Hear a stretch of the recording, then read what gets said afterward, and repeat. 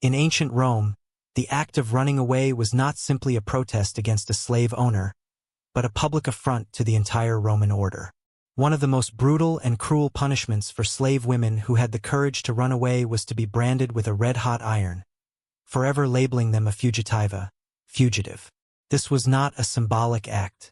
It was a deliberately painful and hideous act intended to shame, control, and permanently expose your identity. The brand was usually engraved on the forehead and was impossible to conceal. These labels were often inscribed with the letters FEG, short for fugitives, or even full inscriptions such as Tenio te fugitive, meaning I will catch you, fugitive. Being a fugitive has become quite a spectacle. This stigma served as a warning to other slaves, especially women, who might have considered escaping. Branded women were not just seen as property. They were seen as degraded property, branded forever. Even if they disguised their identity, they could no longer pass among freeborn Roman citizens. The cow has already spoken. Branding was often done publicly and involved verbal humiliation or beatings. The searing pain was overshadowed by lasting psychological and social scars. Women in particular suffered even more. In Roman society, women's appearance and modesty were strictly controlled. To suffer hideous burns on one's face was the lowest form of degradation to a woman's dignity.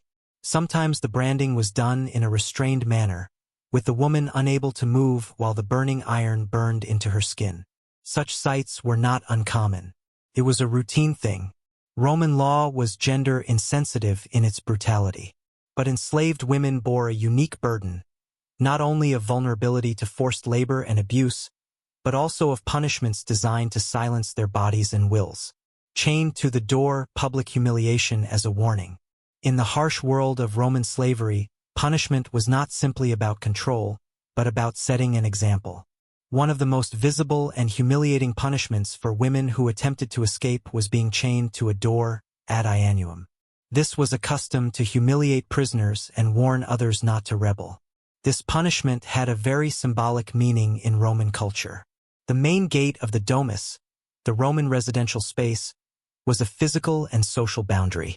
Being chained there meant it became part of the architecture of the house, not as a person but as a means of deterrence. This made women living examples of discipline.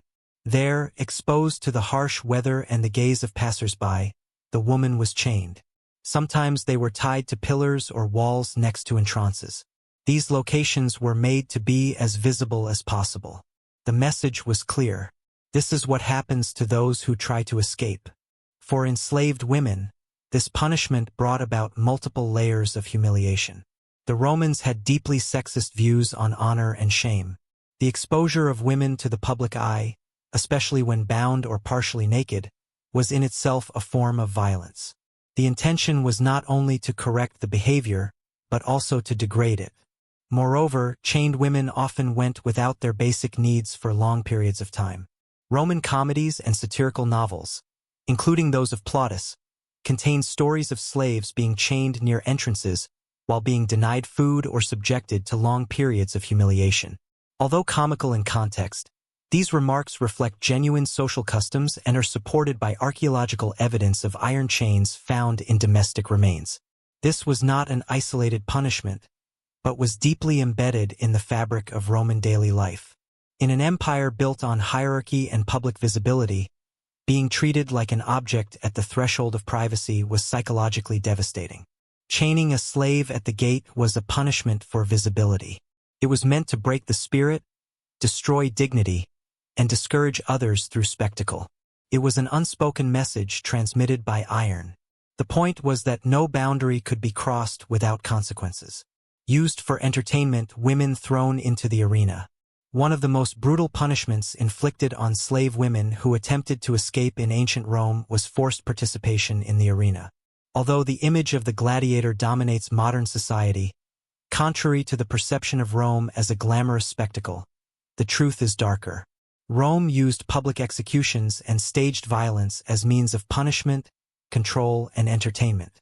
Runaway slave women, especially those who were considered irredeemable or a threat to the social order, were condemned to death in these public arenas as victims rather than combatants. These punishments were usually carried out as legal punishments called damnatio ad bestias. This judicial penalty was applied to serious crimes such as desertion, theft, rebellion, and repeated running away.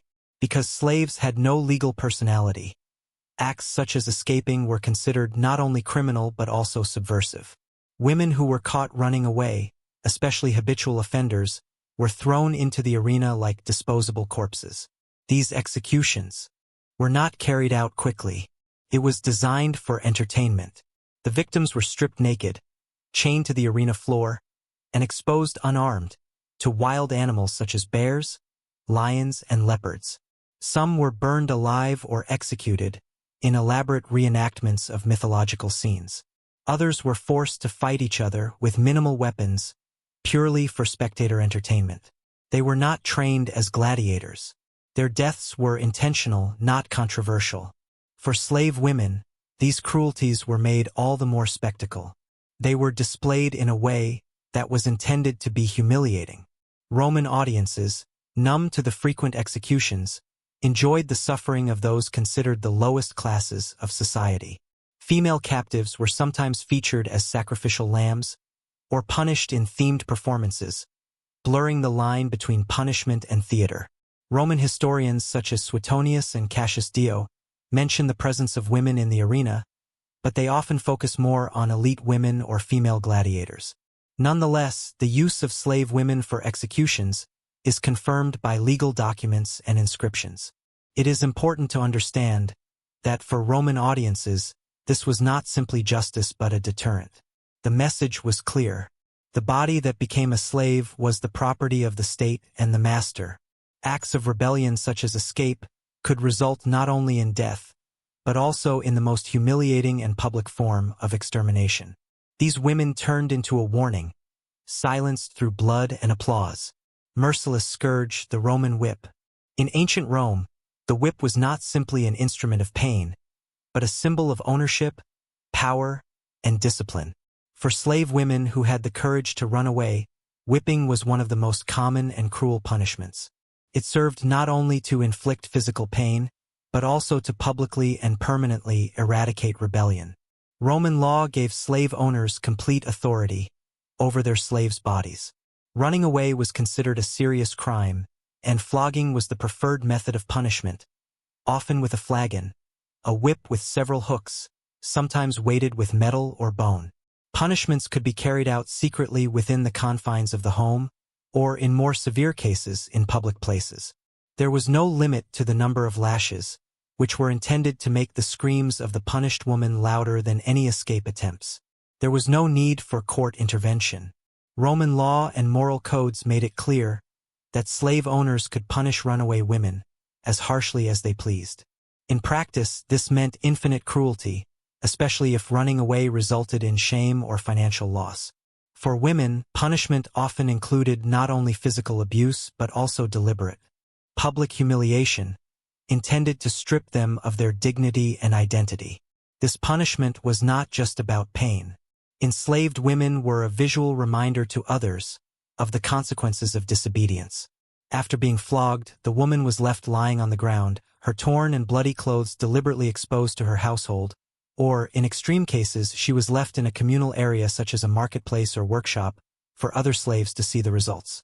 Flogging was not simply tolerated, but was seen as part of the process of correcting behavior. Women who attempted to escape were not simply viewed as criminals, but as disruptors of the order of the domus. The punishment inflicted on her was essential to reestablishing the absolute dominance of the slaveholders. In Roman literature and satire, beatings are mentioned lightly. This normalization suggests many things. Writers such as Horace, Juvenal, and Petronius refer to flogging in everyday terms, reflecting a society in which brutal physical punishment was not uncommon or questioned. Their works, though fictional or exaggerated, reflect a world where cruelty is deeply rooted in the very fabric of slavery. In some cases, flogging was a precursor to further punishments such as branding, chains, and forced labor. It was not always a last resort. But above all, the whip was the instrument of choice for expressing immediate and unbridled authority. Sent to the mines, a death sentence handed down to a woman who escaped. One of the most feared punishments in the Roman Empire was exile to the mines. For the slave women who tried to run away, this punishment was not simply punishment.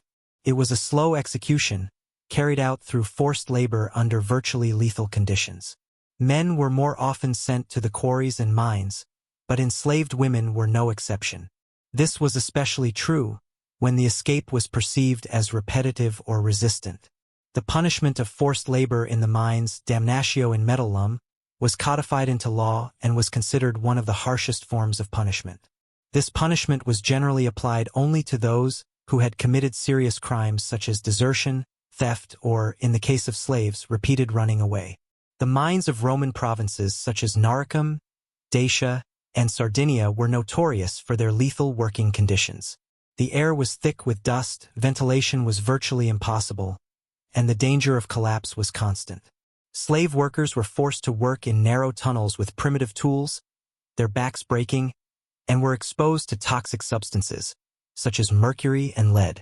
It was a particularly devastating experience for women. Women did the same hard work as men, carrying stones, digging, or clearing rubble, but they were also more defenseless. Abuse by security guards and supervisors was widespread, and there was no monitoring, no safety, and no justice. The punishment in the mines was almost always life imprisonment. Few survived until they were released. Death from extreme tiredness, starvation, or injury was common. There are accounts of slaves being chained and locked underground for days, and then beaten if they slowed down. Slave women were not spared from punishment even if they became pregnant. Some gave birth to children in the mines, but the children died shortly thereafter from cold weather or lack of care. Unlike more visible punishments such as flogging or branding, exile to the mines was deliberately hidden from public view. It was a punishment through disappearance. The fugitive woman who was sent to the mines was never seen again. Her suffering took place in the darkness, far from the city's gaze, but it was no less real. Rather, it was even more intense. The punishments Rome used on runaway slave women, branding, public chains, arenas, flogging, and mines, revealed the true nature of an empire that was willing to sacrifice human dignity for the sake of social order. These acts rebuild power by spreading fear, reminding us that structures of control are built on visible suffering. History is not a dead memory. Wherever force still seeks to silence freedom, its echoes still continue. Please leave a comment below. What Roman punishment most vividly shows the extremes of human control and fight back? As Seneca warned, servi sunt immo homines. Are they slaves? No, they are human.